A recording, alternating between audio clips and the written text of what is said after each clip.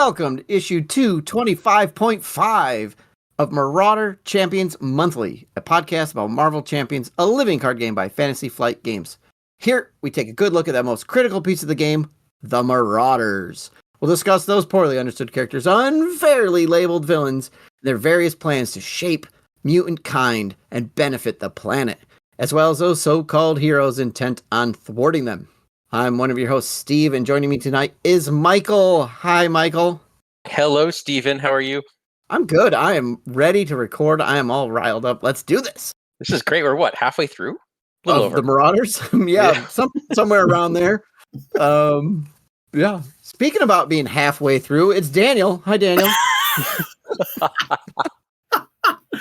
I'm assuming you're talking about life, because I think I'm closer to 2/3. I backed you off a little bit. Yeah, giving you some. Thank you very much. I thought you meant half in the bag.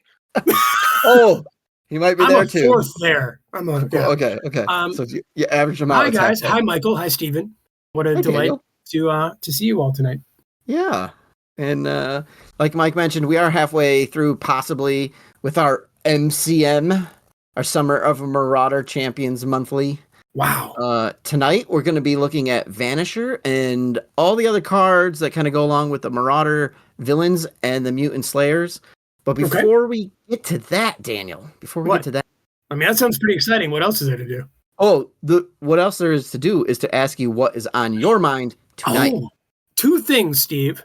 Okay. So this morning, which is 3 weeks ago, I listened to the most recent Married and Bored podcast. You know, our friends Angela and Christian? Yes. Well, they announced on this podcast, their podcast 3 weeks ago, which was this morning, that they're doing a whole Marvel Champions summer. And they started kicking it off by talking about the X-Men and the whole mutant thing and how they felt about it. And so it's great. It's great. Their initial conversation was really engaging. The best thing they do is at the end, they talk about us. Yes, so that's cool. Yeah. So I want to kind of kick it back to them. It's really cool what they started talking about. Steve, Christian totally dissed the protection aspect. Oh, yeah, he did. He basically said, like, that's no way to play a game. Wow. Yeah. I kind of thought you instantly, Mike. I was like, oh, fighting words. We need to get them back on. Yeah. To be fair, he also said, I don't like aggression either. So no, in fact, the only thing he will play is yellow. So he's got all sorts of problems. But they talk really, candidly and openly about the X-Men and kind of their frustrations with a few of them, and like some things didn't measure up to what they had hoped, and some are great, and they have very different perspectives on it, and that's of course is great. Angela seems a little bit more positive than Christian does, and it's a wonderful conversation they have, and they're going to keep it up all summer. Apparently, they're calling it the Marvel summer. So yeah, hopefully we can have them bounce in here, and I already reached out to them, so hopefully we can do a crossover episode. That's always the ratings. That would be great. Yeah, that would be great. So that was one of the things on my mind, and the other thing is, remember a couple of shows ago, I said something about like we're going through. We're finding some old questions in the shelves and stuff, right? Yep. And we find these questions on slips of paper, but they don't have any, they're not attributed to any actual questioner. So this one I thought was really interesting. I dug this one out from behind the third TV. Someone asked us this: are you still as passionate about the game as you were at the beginning? I think that's a great question. Yeah, it's a good question. I don't need to start. So what do you guys think? I would say over time, my interest waxes and wanes depending on what else is going on and what sets have been released. But I am certainly not in a slump. Let's put it that way. Mike, when were you? When were you at like your nadir of this game? Like when? Was there a moment where I don't know. I mean, there always is at the beginning before the deck building really gets going. I see. Sure. Like even up including in little past Red Skull. I mean, there wasn't much option in terms of decks. And then the deck building exploded and it's awesome. But then it's usually theme or something that kind of turns you off for a bit. And I think that point is different for everybody. Now, if I recall correctly, you were not all that thrilled to be X-Manning. Is that correct? Not at all. Not at all. But I was surprised in how much Next Evolution reinvigorated me into this game. So awesome. Yeah, so I'm still here. I'm still kicking. I'm still loving it. All right. How about you, Steve? Yeah, I would say I am still as passionate about it as I was at the beginning. I really enjoy playing this in different modes. So then there's so many modes to explore. It keeps my passion going. The weekly recording with you guys keeps my passion going. The interaction with our listeners keeps my passion going. And actually, like right now, we're sort of like Iceman was the most recent thing to come out as the point of this recording. And they're like, we might not get Jubilee for a couple months or whatever. And that's actually helping me along because it gives me more time to play Iceman and go back and play other heroes. Sometimes when there's too much content too fast for me, it like overwhelms me and I don't know what to do. So then I don't do anything, right? It's like some analysis paralysis. So I'm really enjoying it. I've started recording some live playthroughs and putting them on our YouTube, like using cards. So that's got me more excited for it. Iceman's like one of my favorite X-Men heroes, so having him come out has kind of piqued me again. But just like, I would say yes. But I have been there where it's like, oh, what are we doing now? Like, a little bit of lull or slump, but then it's just, I don't know, you find a hero or a scenario and it's like, oh, this is really good. And I think Mike has a good point too. What else is going on in your life? Because sometimes you just don't have the time for it. Yeah, or another game pops out that you're really excited about. This just gets shelved for a little bit, but it's always there. It's always fun. It's the one you go back to. Yeah, right on. Yeah. What about you, Daniel?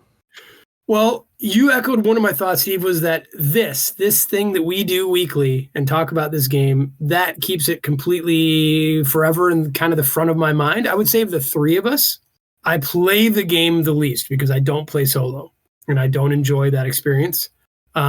I'll start solo games on Octagon and get about halfway through and I'm like, I wish my friends were here. That's all I think about.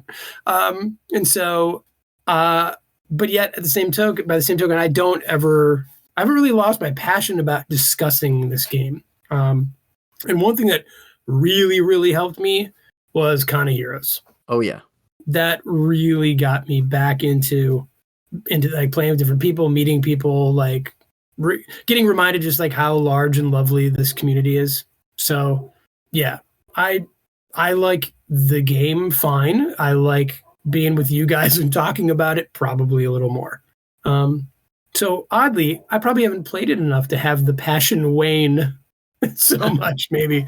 But I love when we do our occasional playing on Octagon. I really appreciate those times. So for me, it's kind of stayed on the same level through it from the beginning to now. Awesome. Yeah. Okay. But there's more comments and questions and thoughts coming out here. Steve, do you know we have a YouTube channel? Yeah, I do know we have a YouTube channel. I'm the one who puts the videos on there. Well then, Mike, do you he know? does all the work. I'm reminded every once in a while. All right. Well, Michael, let me tell you this because Steve's probably seen it. There's a YouTube comment on the Mutant Pawn Stars show. Oh, that just came out. Yeah, that's pretty recent, right? Now, hopefully it's fresh in everyone's mind. Grayson Davis had this to say. This episode felt like a fever dream in the best way. Love the commitment to the Pawn Stars bit. It really livened up talking about an otherwise mid-modular set. Thank you, Grayson. You got to do some stuff like that.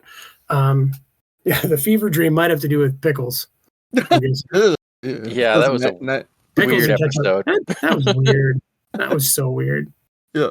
Now there's lots of YouTube comments out there, but this one in particular we felt we could highlight. So and keep commenting on YouTube, folks. That's great that you're there. Yep.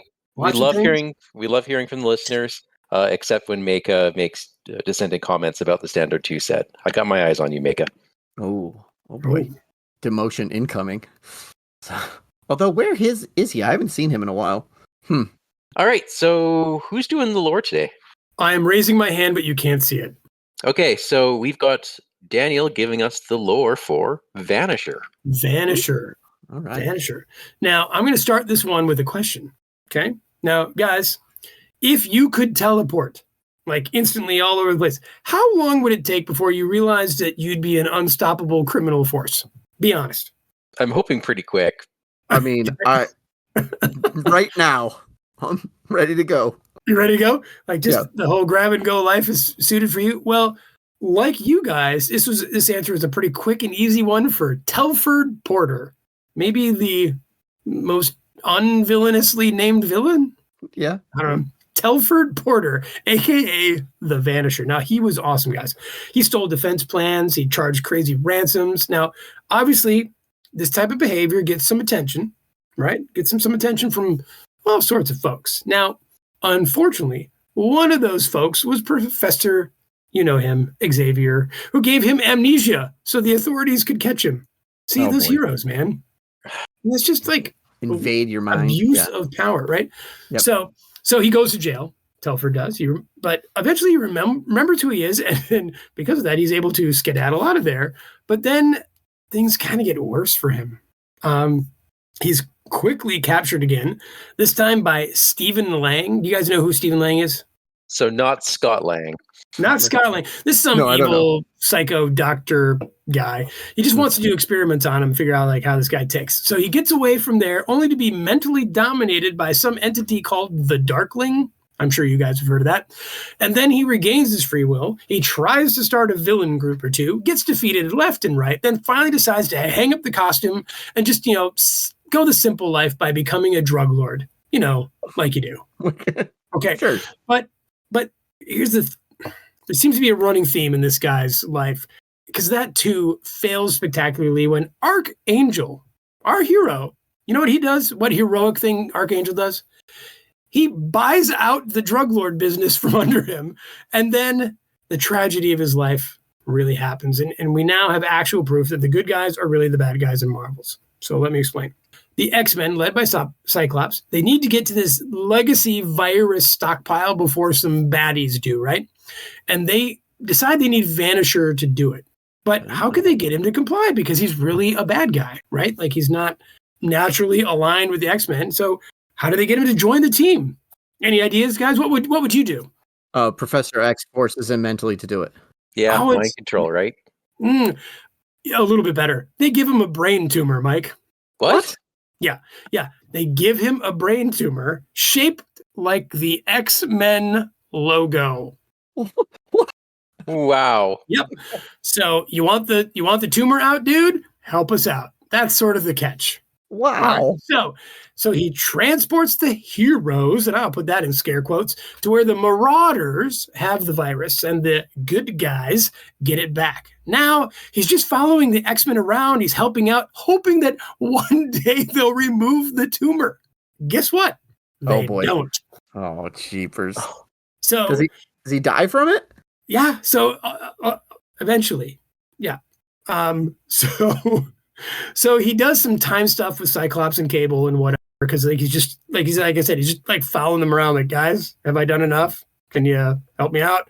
All the while he's getting sicker and sicker until eventually he's like, screw you guys, and he goes to work for the Hellfire Club to be like Emma Frost's personal transporter / chauffeur. So while working for her, he gets shot by some weird gun and turns to jelly and dies. I hear you ask, Mike. Of course he doesn't die. Of course he doesn't die. Okay. He's raised from the dead, and like Lady Mastermind, heroically, he becomes part of the defense of Krakoa. Now, sadly, during a mission with Rogue, he gets a control chip planted in him, and Rogue, thinking she can save him, kills him when she pulls it out. What a life, man. That's the Vanisher. Yeah. So that's him. Now, what about the Marauders? Well, okay. I hear you. That's a great question. Now what about the Marauders? This may surprise you guys. I didn't do super extensive research, but there's really not a lot about Vanisher and the. But I did find this line somewhere, and I will quote. You ready? Okay. And then he joined the Marauders. So there you have it. Clearly, Vanisher is the most important of the team. But I don't remember reading anything about Vanisher. And I'm thinking his name comes from his vanishing dignity. Yeah. Oh, jeez. No. Wow. I feel for this guy, kind of, actually.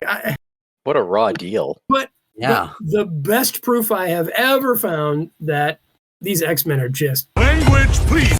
Can I say that? Jerks. Yeah, that's terrible. Oh, yeah. Jerks. Especially Professor X. I mean, he does a lot of cheaty stuff. Mm-hmm. Yeah, from a distance, like a coward. Yep. Mm-hmm. Yeah. Oh, I do like that his name is Teleporter and he's a teleporter. Yeah, that's nice. Yeah. Telford Porter. Yeah. And you know his buddies call him Tell. Hey, Teleporter. Let's go over there. Oh, boy. Okay. Oh, golly. Well, let me tell you a little bit about what he looks like in our game. We'll see if like his backstory seems to fit the card. Spoiler. Does this card say if there's a hero on the board, he dies or something? Yeah, right. Immediately discard him. Yeah. Yeah. Or he becomes like an ally, right, against his will. Yep. All right. So Vanisher. He is a unique minion with 1 scheme, 1 attack, the Marauder trait, 3 health, Surge keyword, and when revealed, return the support you control with the highest cost to your hand. His boost effect is return the support you control with the highest cost to your hand, and he's got 2 boost icons and that special star. So that's the Vanisher. Not the Vanisher, just Vanisher. Interesting. Yeah. I get it. I mean, that's how he started his whole life, right? Just sort of snatch and grab and teleport away. Brilliant. Right. I'm not sure why it goes back to your hand, though. Interesting that it supports, right? Like mechanically, I get it because do something with supports. You can't always target the upgrades, but it is kind of weird. Yeah. He's like, sorry, I just took the X Mansion from you. Yeah. Well, he puts it back in your hand because you gave him a brain tumor. Right. So yeah. Okay. I was thinking supports are usually like locations or structures or whatever. Or so sometimes people occasionally, yeah. But he teleports into let's pretend it's a location. He cleans it out and then he runs away. So you have to like restock it, which is why you have to play it again. Something like that. Yeah, I guess. So, what's with his hairdo or lack thereof? It's the chemo. Oh. Sorry, you can cut that if that's too dark. You might want to. He's sad. It's not. I mean, it's hard to tell if that's like a painted stripe on his head or if it's a mohawk. Can't quite tell. Okay. But that's what he looks like. That's all the pictures I saw look just like that. And he's got, once again, these artists love that upskirt angle on these guys. I just don't. Well, he clearly teleported into like the rafters of the building above you, and the hero's looking up at him. Yeah. After getting teleported into a Lululemon first. Yeah. Right. Yeah. Yep. I think we could actually make a 40 card deck of just cards with characters in that weird pose, like the squatty potty pose that these guys have. Oh boy. Jesus. Yeah. Sorry. All right. So he's okay, but that's them's your Marauders, folks. There they are. Well, most of them, right? Wait, are you saying there's more? Yes. There's a few. Now, Steve, we're not going to talk about them yet, correct? So what we're going to do is we are not going to go into the lore. Astute minions who are studying the Marauder lore will notice we did not talk about Chimera and we did not talk about Harpoon. But we will, because those 2 characters are also Nemesis minions. So we're going to do a Shadow of the Past, and like most of these Marauders, there's not enough lore there to do multiple issues about them. So we're going to save those 2, but they are coming up quick. We're going to talk about them very quickly. We're going to do some Shadows of the Past, like off our normal spread out schedule, so that we are doing our MCM. But tonight MCM. MCM. We're going to stay with our MCM, right? But tonight we are going to talk about their cards as villains and minions, because these cards are going to be used in the Morlock Siege scenario, which we do want to talk about. So we want to have an idea of all the mechanics behind them. So we'll look at those cards, but we're going to ignore the lore, and then we'll also flush out the rest of Mutant Slayers, which is a couple extra cards. Got it. So that next week, when we talk about Morlock Siege, everybody has all the information. Understood. Mike, do you want to talk about Chimera's card? Yeah, sure. Okay, so this is Chimera from the Marauders villain set.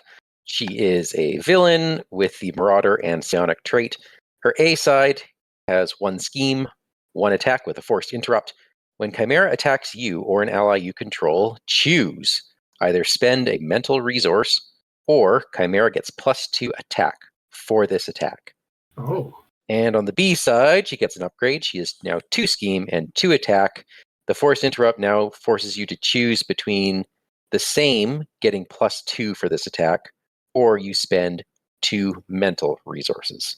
So and on side A, Yeah. So on side A, she's got 11 hit points per player, and on side B, she has 14 hit points per player.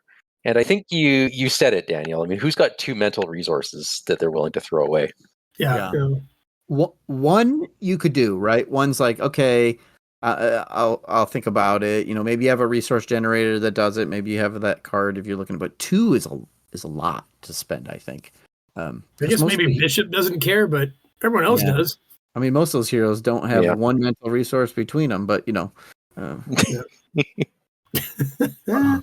Mike, she has a minion card that comes in the Mutant Slayers, so let's look at that one real quick too. Yeah, she does. So the same traits, Marauder and Psionic. 5 hit points, 1 scheme, 1 attack. She has Patrol and the Forced Interrupt. When Chimera attacks you or an ally you control, choose, and it's the same as her A side. It's the spend a single mental resource, or she gets +2 attack for this attack. But for some reason, she's got 3 boost icons. Right up there with the best of the best, even though I consider that effect not the best of the best, but there you have it. Yeah. Really? I mean, it makes sense thematically, right? The psionic person messes with your mind, and the people with the mind stuff are going to resist it better. But oh yeah, yep. But how did they get Michelle Pfeiffer from the '80s to pose for the art? I don't know, because it really is kind of it's unsettling, image, right? You all see that too, right? I'm not just making that up. Okay. Yeah, the minion art. Yeah, I see it. Yeah. I'm excited to hear the lore behind her because I really want to know what this green psychic dragon thing is or whatever. So yeah, me too. Cool. I like that. Yeah, it looks good. She's cool. I like her. Yeah. I like her better than the next doofus. Why don't you read them, Steve? Yeah. All right. So our last Marauder villain is going to be Harpoon, and like all of them, he's got an A and a B side. So his A side, he has a 0 scheme. He's a real thinker. 2 attack, a Brute. Oh, there it is. Brute and Marauder. And when he attacks you or an ally you control, choose take 2 indirect damage or give Harpoon 1 additional face down boost card for this attack. With 10 health per player. And his B side, he gets an upgrade. He's a 1 scheme, 3 attack, Brute Marauder with the Forced Interrupt. When he attacks, take 3 indirect damage or give Harpoon 1 additional face down boost card for this attack. And this attack gains overkill with 13 health per player. I gotta say, this is the first one where the decision is a real decision. Yeah, it can be tough. And the B side really ramps up. Yeah. I mean, not messing around on the B side. 3 indirect damage, or he's attacking for 3 with 2 boost cards and an overkill, so you can't chump block. Like, he is hurting. He is doing damage to the heroes. Right. Yeah. Now, you called them names, but I don't know, man. My guess when we do these Nemesis episodes, I have a feeling that his name is Biff. That's what I'm going with. Okay. Especially on this minion art. Go ahead. You have another card here, Steve. Oh, yeah. Okay, so his minion, it's our last Mutant Slayers minion. He's unique with a 0 scheme, 2 attack, 5 health, Brute Marauder, and the guard keyword. And when he attacks, you have to choose for 2 indirect damage or +2 attack for this attack, and the attack gains piercing. So it's a little different than his other 2 versions. So, he's going to punch through a tough. And 1 boost icon. So not much there. Yeah. Yeah. He's pretty decent. Yeah. So, I mean, the 2 indirect damage or the extra attack. Yeah. It's pretty good. Yeah, he's great. Yeah. It's interesting because Harpoon's villain is maybe the first villain whose second choice is not +2 attack, right? Yeah. The rest of them are just +2 attack or +X attack for Grey Crow. But the rest of them are do this or get +2 attack. Do this or get +2 attack. So, but this is a little different. It's interesting that his villain side doesn't have piercing. Right. He has the Harpoon in the art. You'd think it would, but they gave him overkill instead. So, which doesn't make as much sense as a Harpoon piercing would, but it goes right through that guy. Yeah, mechanically better, but it goes right through that guy. Yeah. So comes out the other side. Sure. Yeah. Harpoon was involved, if you remember back to my Blockbuster lore, he was involved in removing Angel's wings, or being involved in removing Angel's wings. Oh, right. It was his harpoons that were pinning Angel to the wall and stuff like that when Thor came down after talking to the frog and stuff. Got it. But there are 2 additional cards in the Mutant Slayers modular set. So we've talked about the rest of them. So let's talk about. Let's go from there. Daniel, you are up. Yeah. I mean, all these mods, they have a scheme. Everyone's trying to do something. So the side scheme here is Mutant Slayers. Each Marauder minion gains Quick Strike. Oh my gosh, that's that is so juicy. When revealed, place 1 additional threat here for each character in play with 1 or more of the following traits: Mutant, X Factor, X Force, or X Men. Starts with 3, has 2 boost icons. In a 4-player game, this could be a beefy sides game. And that is awesome because that team was created to kill mutants. Right. So good. So good. Yeah, the Quick Strike on the minions, and all the minions have the choice, right? Extra attack or something fun. So good. Yeah. And then, if you're playing in theme, you're playing in this wave, people are playing with mutants and X Factor and X Force, and so the threat could go up. It may not be as high as a 3 per player in a 4-player game, but it's still going to be pretty good. And I think solo, like if you're playing leadership and you've got all these X-Men allies out and stuff, it's like, no, there's 6 threat on this thing. It can be kind of tough. I do like that the 3 people pictured around the table with papers are the more intellectual of the 7. Yeah. What do you got? Vertigo, Chimera, and Grey Crow. And Grey Crow. Yep. Who still has to hold his gun. Yeah, I've not seen one image with him without a gun in his hand. There's got to be something else in this set. Yeah, I mean, these guys, they are bound by business. This is a treachery. There's 2 copies of this treachery. When revealed, discard cards from the encounter deck until a Marauder minion that does not share a title with a card in play is discarded. Put that minion into play engaged with you, and it has 1 boost icon. Well, there you go. Gotta have it. Yes, and really cool how this interacts with the campaign, because obviously the does not share a title with a card in play. It's because this set is in with the campaign where the Marauders are the villains, but also those campaign cards, those minions are all Marauders. So you could be putting in a campaign card and surprise, it's Malice, and now you have an ally under enemy control, or surprise, it's Vanisher. Yeah. It's almost too bad it doesn't say reveal that minion, because then the surge would trigger. Oh yeah. For the campaign ones. I mean, it's only 4 campaign characters that have surge, but it could really make it rougher. I mean, if Mutant Slayers is out because you're playing in a big game, here comes somebody else. So, and in the art, we do see Sabretooth in there. So I'm interested to see if we hear about Sabretooth next week. Oh yeah. Okay. Yeah. I can't picture where this art is from. I mean, it's not credited to an artist, so it's from the Marvel Comics, but I don't remember seeing that panel. Yeah, I don't either. I read a bunch of it, but you have, it's Grey Crow, Sabretooth, Vertigo, Riptide. This Harpoon. Scrambler. I don't know who in the top right corner is. Blockbuster, I think. In the maybe that's Blockbuster. Or no. Is one of the Marauders we did not see. He's like an all crystal kind of guy. Yeah, I was going to say, who's the one? Yeah, okay. Yeah. And who's the guy in the normal street clothes? That's Scrambler. Okay. That's his dad jacket and stuff. Yeah, the dad jacket. Yeah, right, okay. Yeah, this is definitely not in the original run. Yeah. Interesting. Okay. Okay, so you've talked about all of the cards. Let's give a little thought. People love when we rank stuff. Do you have a... Oh, my. You have a favorite villain as the villain, right? You have a favorite minion that we want to see come out, really teach those heroes a lesson? What about you, Daniel? Do you have a preferred one? I think I do. I think that I really, really, really, really, really love my Lady Mastermind. I really liked her thing. She takes your events away. I thought that was pretty cool. It's different, but for one that's going to show up a lot, Vertigo rocks. Vertigo rocks. She's my favorite of the villains. Okay. Of the villainy ones. Yeah, I liked her a lot. Mike, do you have one for the villains?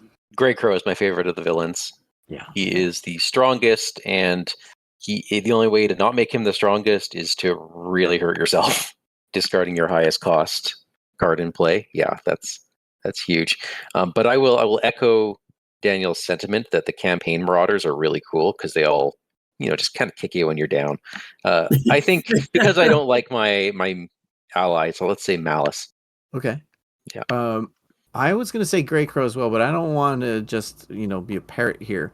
I think then for my favorite villain, I'm gonna go with Blockbuster actually, because I feel like his specifically in a multiplayer game, you're gonna have to make that +2 attack choice. So he's gonna be hitting for a lot of damage, and if you're playing with the B side, which you should be, giving him overkill as well. So he's hitting for 5 plus a boost card with overkill, because you can't give him tough.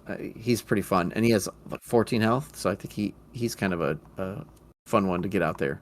Campaign wise, I wish I could say Scrambler because he had great lore, but mechanically he was pretty disappointing.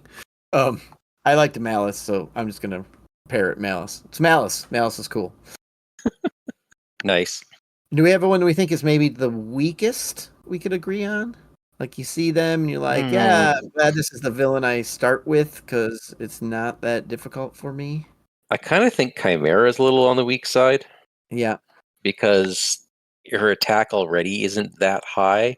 Yes, you add to her attack, but she's got no overkill, no piercing, nothing to punish you for chump blocking or just being tough or being a good defender. Interesting. Since I refuse to play a yellow deck, I don't care much about Arclight. Mm-hmm. She can confuse me all she wants. It's just fine. Yeah, and in the first scenario, you can just let her confuse your Morlocks or whatever, so she can be kind of less effective. So she's an all right starter one. Yeah. Okay. Yeah, either one of those. I'm on board with both of those. All right. Well, folks, I hope you're enjoying this month of Marauder Coalition of Mayhem. You can email us your thoughts at criticalencounterspod@gmail.com. We are Critical Encounters on Facebook, and you can find our YouTube, Twitch, or Patreon channels by searching for Critical Encounters Podcast. And on Discord, we are Vardane, Big Foam Loaf, and Wandering Duke. If you like our show, tell your friends. If you don't like our show, tell your enemies. Vanisher is out. The heart. Prime piece of muscle, Logan. I've always felt the ability to teleport has never been used creatively. By the way, how long will it take you to regrow your heart once I relocate it?